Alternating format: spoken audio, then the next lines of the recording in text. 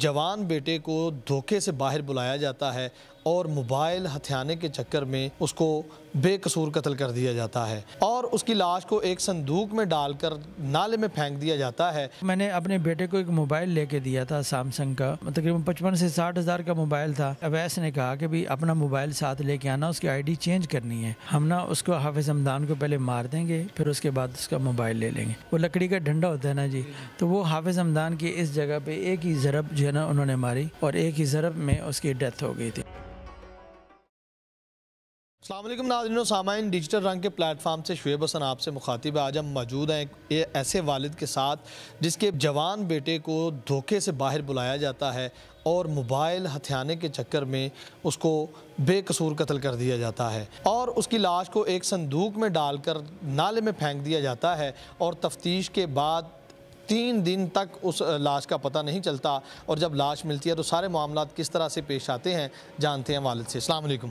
وعلیکم السلام۔ جی قاری صاحب بتائیے گا یہ معاملہ کیسے پیش آیا؟ یہ معاملہ کچھ یوں ہوا کہ یہ سن 2020 کا واقعہ ہے اور 2 فروری بروز اتوار کا واقعہ ہے۔ تو میرا بیٹا حافظ حمدان نیازی جو ہے وہ ماشاءاللہ حافظ قرآن تھا اور 6 مصلے بھی اس نے تراویح میں سنائے ہوئے تھے۔ عربی کے اندر ماشاءاللہ بڑی مہارت رکھتا تھا، عربی میں تقریر وغیرہ وہ کرتا تھا۔ تو ایک واقعہ جو ہے نا جی، یہ اس طرح پیش آیا کہ حافظ حمدان کے ساتھ یہ اسی مدرسے میں ایک لڑکا تھا اویس، جو یہاں پہ 15-17 پارے حفظ کیے، پھر اس کے بعد جو ہے نا وہ چھوڑ کے چلا گیا۔ حافظ حمدان جو ہے نا یہ اپنا چلتا رہا، اپنے حفظ مکمل کیا، پھر اس کی ریویژن کیا، پھر آگے جو ہے نا جی وہ سکول میٹرک، پھر آگے 11ویں میں تھا، میں سول لائن اسلامیہ کالج جو ہے نا وہاں داخل تھا۔ تو یہ اویس جو ہے نا جی وہ چونکہ ایک کلاس فیلو تھا، کلاس فیلو ہونے کی وجہ سے دوسرا مدرسے کے پاس گھر ہونے کی وجہ سے اس کا مدرسے میں آنا جانا لگا رہتا تھا، لیکن جو اس کی جو ایکٹیویٹیز تھیں اس اویس کی، اس سے کوئی اتنا واقف نہیں تھا حمدان، چونکہ ایک ہے کہ آدمی کسی کے پاس جا رہا ہے اور اس کے بعد آدمی رہ رہا ہے، اس کے ماحول کو دیکھ رہا ہے، تو اس آدمی کے بارے میں معلوم ہوتا ہے کہ یار یہ تو کسی اور چکر میں ہے۔ آپ کو پتہ تھا کہ حافظ حمدان کی اویس کے ساتھ دوستی ہے؟ حافظ حمدان کے ساتھ دوستی کا بالکل ہم باخبر تھے، ہم کو یہ نہیں تھا کہ بھی ہمیں کوئی، یہاں پہ وہ لڑکا آتا بھی تھا، کلاس میں بھی بیٹھتا تھا اور جو ہے نا نماز کے لیے بھی آنا تو یہیں پہ، تو وہ یہ 1-2 گھنٹے ان کے حافظ حمدان کے ساتھ ادھر یہاں مدرسے میں گزرتے بھی تھے۔ تو یہ جو ہے نا یہ جس دن وہ میں نے اپنے بیٹے کو ایک موبائل لے کے دیا تھا سیمسنگ کا، تو وہ تقریباً 55 سے 60 ہزار کا موبائل تھا۔ اب بیٹے کو میں نے سم نہیں ڈالنے دی کہ بھئی یہ جو ہے نا وہ تم سم ڈالو گے تو وہ جو ہے نا تمہیں باہر جو ہے نا دوستوں کو نمبر دو گے تو وہ ان کا ایک تاندہ بندہ رہے گا، اور میں اس چیز کو نہیں پسند کرتا۔ آپ جو ہے نا وہ موبائل آپ نے اپنے شوق کے لیے استعمال کرنا ہے نا، اس کو آپ رکھیں، اپنے استعمال میں لائیں۔ تو وہ وائی فائی بھی گھر میں لگا ہوا تھا، پھر وہ میسنجر کے ذریعے نا اس کا اپنا استعمال اس نے حافظ حمدان کرتا رہا، اس کی آئی ڈی وغیرہ نا وہ اویس ہی اس کو بنا کے دیتا تھا۔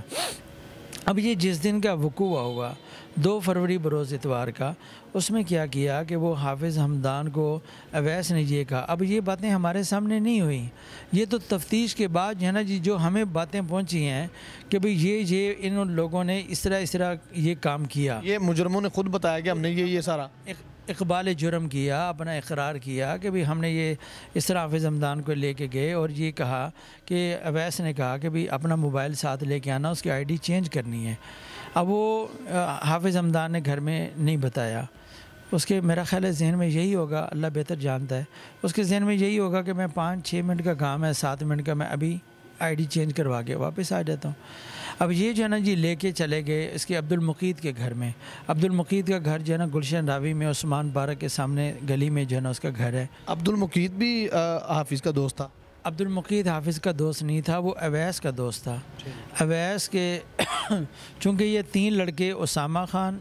عبد المقید اور رانا عبداللہ یہ آئس کا نشہ کرتے تھے،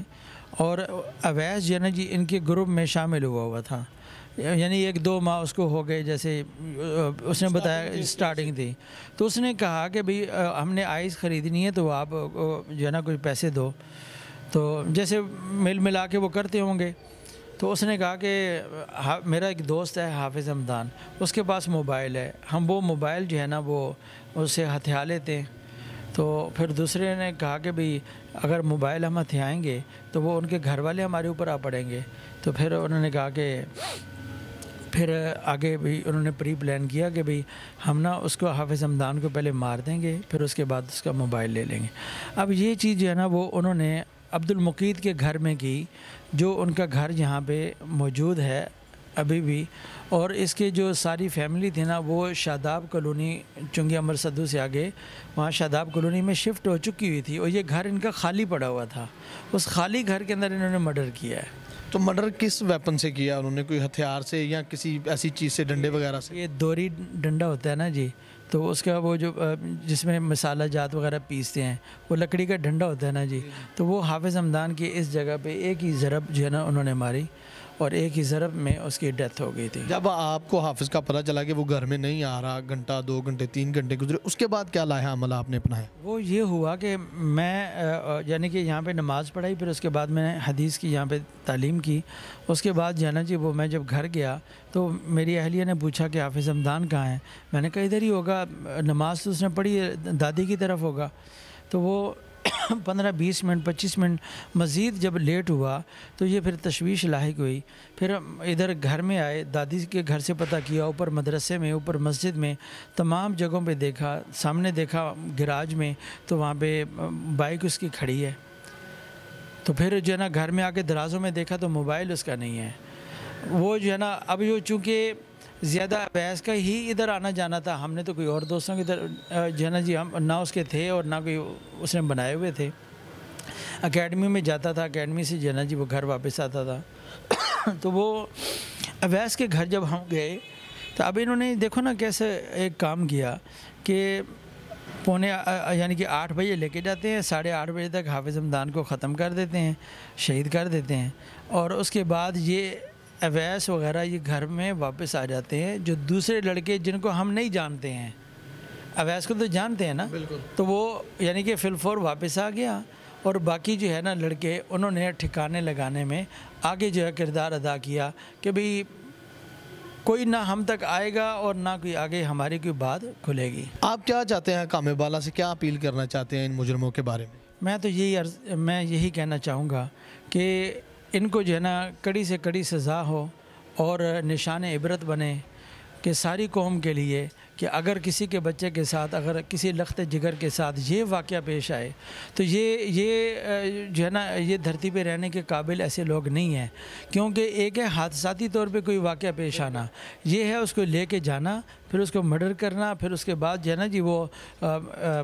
صندوق میں بند کر کے نالے میں پھینکنا، پھر اس کے بعد اپنا گھر جو ہے وہ فرنیل کرنا، اس کو واش کرنا، یعنی کہ یہ جیسے کوئی عادی مجرم ہوتے ہیں، یہ اس طرح کے لوگ ہیں۔